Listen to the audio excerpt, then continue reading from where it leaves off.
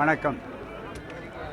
இன்று மாண்புமிகு சுயமரியாதைக்காரன் என்று தன்னை ஒரு வரியில் விமர்சித்து கொண்ட பெரியாரின் குருகுலத்து மாணவரும் பேரறிஞர் அண்ணா அவர்களுடைய அரசியல் கல்வியகத்தில் முத்திரை பிடித்து நல்ல தேர்ந்த ஆளுமையாகவும் சிறந்த சிந்தனையாளராகவும் கருத்து கருவூலமாகவும் செம்மொழி போராளியாக இருந்து வெற்றி பெற்றவரும் அனைத்து சாதியினரும் அர்ச்சகராக வேண்டும் என்பதற்காக மிகப்பெரிய அளவில் ஜாதி தீண்டாமை என்பது இன்னமும் கூட விஸ்வரூபம் பெருவுருவம் எடுத்து ஆடிக்கொண்டு ஆணவ கொலைகள் மூலமாக இன்றைக்கு ஆங்காங்கே தலைதூக்கி பார்த்து கொண்டிருக்கிற வேளையில் அதற்கு அஸ்திவாரம் போல தந்தை பெரியார் சொன்ன கருத்தை அப்படியே ஏற்று சட்டமாக்கி அந்த சட்டம் இன்றைக்கு நடைமுறைப்படுத்தக்கூடிய அளவிற்கு இன்றைய திராவிட மாடல் ஆட்சியில் ஒப்பற்ற முதல்வர் ஸ்டாலின் அவர்கள் காலத்தில் நடந்து கொண்டிருக்கிறது. இது 7வது ஆண்டு நினைவு நாள் கலைஞர் அவர்களுக்கு என்றாலும் கலைஞர் அவர்களை வரலாறோ அல்லது அவருடைய எதிரிகளோ யாரும் என்றும் மறப்பதே இல்லை. இது ஒரு வரலாற்று குறிப்பு நாளே தவிர மற்றபடி நினைவு நாள் என்று சொல்லுவதற்குரிய இடமில்லை. காரணம் என்னவென்றால் திராவிட இயக்கம் என்பது ஆயிரங்காலத்து பயிர்.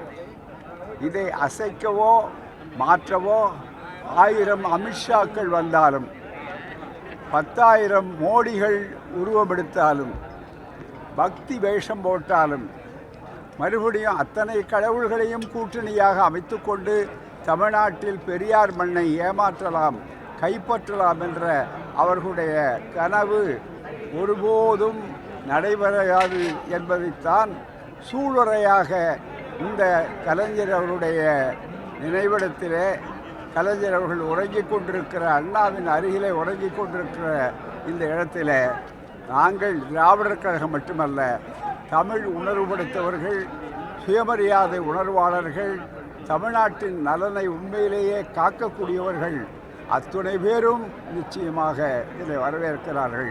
இதுதான் இன்றைய நிலை. எனவே கலைஞர் மறையவில்லை, வாழ்கிறார். ஒவ்வொரு மிக சிறப்பான திட்டங்கள் மூலமாகவும் கலைஞர் வாழ்கிறார்.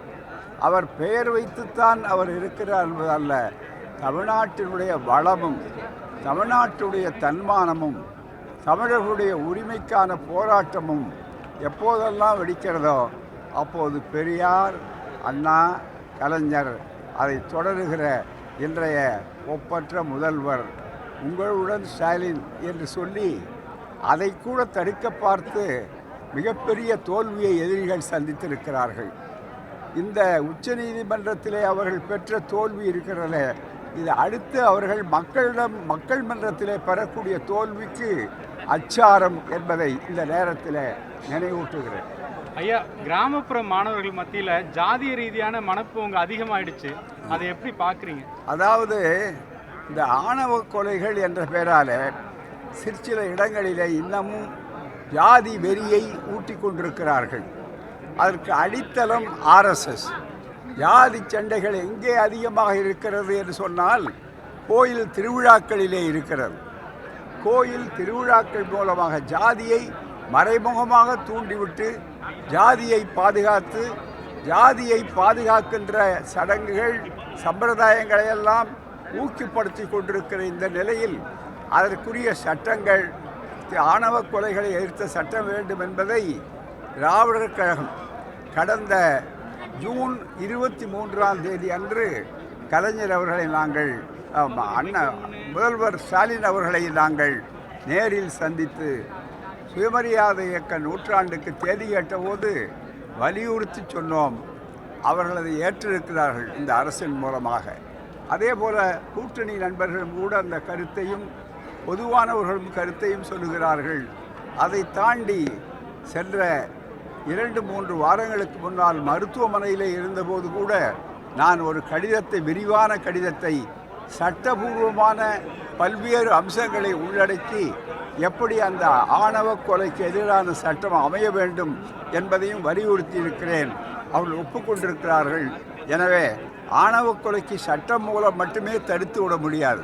இந்த ஜாதிக்கு மூலம் எங்கே இருக்கிறதோ அதை எதிர்த்து பிரச்சாரம் செய்ய வேண்டும். எனவே ஜாதி ஒழிப்புக்கு ஒரு கூட்டணி தேவை.